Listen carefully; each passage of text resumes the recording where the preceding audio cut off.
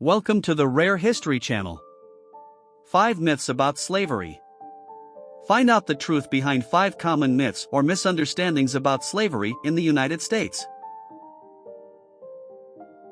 Myth number 1: there were enslaved Irish people in the American colonies. As historian and public librarian Liam Hogan wrote, there is unanimous agreement, based on overwhelming evidence, that the Irish were never subjected to perpetual, hereditary slavery in the colonies, based on notions of race. The enduring myth of Irish slavery, which most often surfaces today in service of Irish nationalist and white supremacist causes, has roots in the 17th and 18th centuries when Irish laborers were derogatorily called white slaves. The phrase would later be employed as propaganda by the slave-owning South about the industrialized North, along with false claims that life was far harder for immigrant factory workers than for enslaved people. What's the truth? Large numbers of indentured servants did indeed emigrate from Ireland to the British colonies of North America, where they provided a cheap labor force for planters and merchants eager to exploit it. Though most crossed the Atlantic willingly, some Irish men and women, including criminals as well as simply the poor and vulnerable, were sentenced to indentured servitude in Ireland, and forcibly shipped to the colonies to carry out their sentences. But indentured servitude, by definition, came nowhere close to chattel slavery. For one thing, it was temporary. All but the most serious felons were freed at the end of their contracts. The colonial system also offered more lenient punishment for disobedient servants than enslaved people and allowed servants to petition for early release if their masters mistreated them. Most importantly, servitude wasn't hereditary. Children of indentured servants were born free, slaves' children were the property of their owners.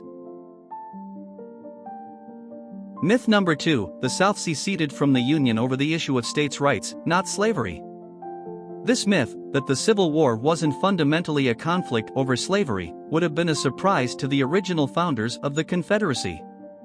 In the official declaration of the causes of their secession in December 1860, South Carolina's delegates cited an increasing hostility on the part of the non-slaveholding states to the institution of slavery.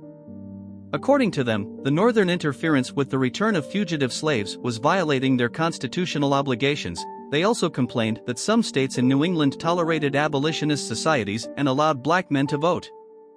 As James Loewen, author of Lies My Teacher Told Me and the Confederate and Neo-Confederate Reader, wrote in the Washington Post, in fact, Confederates opposed states' rights, that is, the right of Northern states not to support slavery.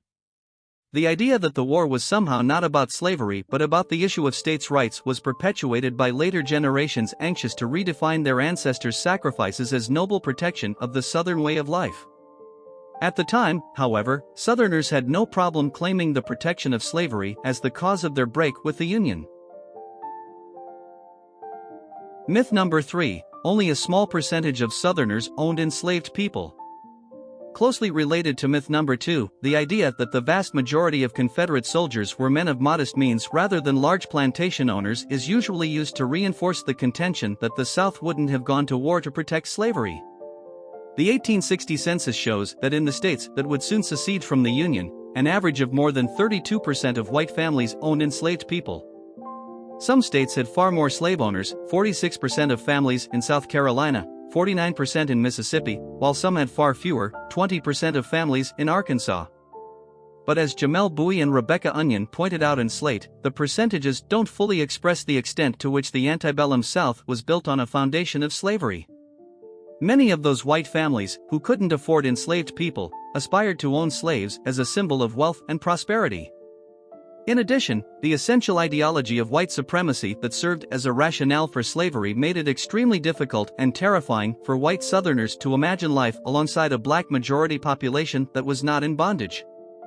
In this way, many Confederates who did not enslave people went to war to protect not only slavery but to preserve the foundation of the only way of life they knew.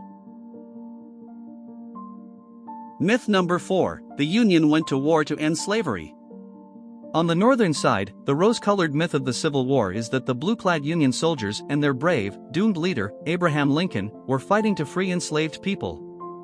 They weren't, at least not initially. They were fighting to hold the nation together.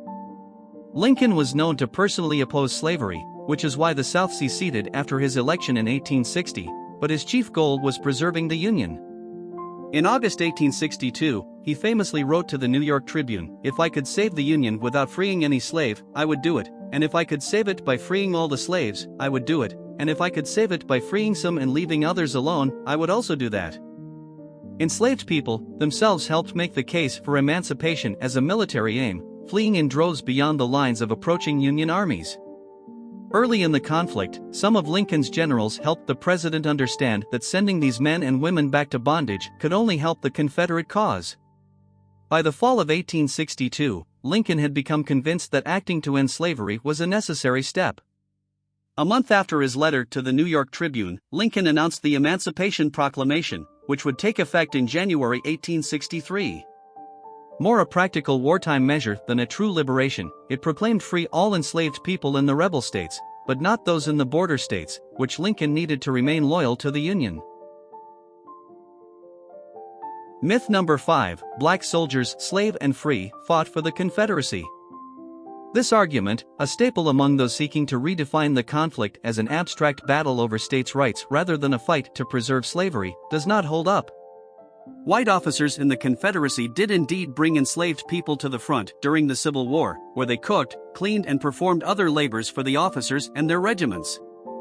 But there's no evidence to suggest that significant numbers of black soldiers fought under the Confederate banner against Union soldiers. In fact, until March 1865, Confederate Army policy specifically prohibited black people from serving as soldiers. Some Confederate officers wanted to enlist enslaved people earlier. General Patrick Cleburne proposed enlisting African American soldiers early in 1864, but Jefferson Davis rejected the suggestion and ordered it never to be discussed again. Finally, in the last weeks of the conflict, the Confederate government gave in to General Robert E. Lee's desperate plea for more men, allowing enslaved people to enlist in exchange for some kind of post-war freedom. A small number signed up for training, but there's no evidence they saw action before the war's end.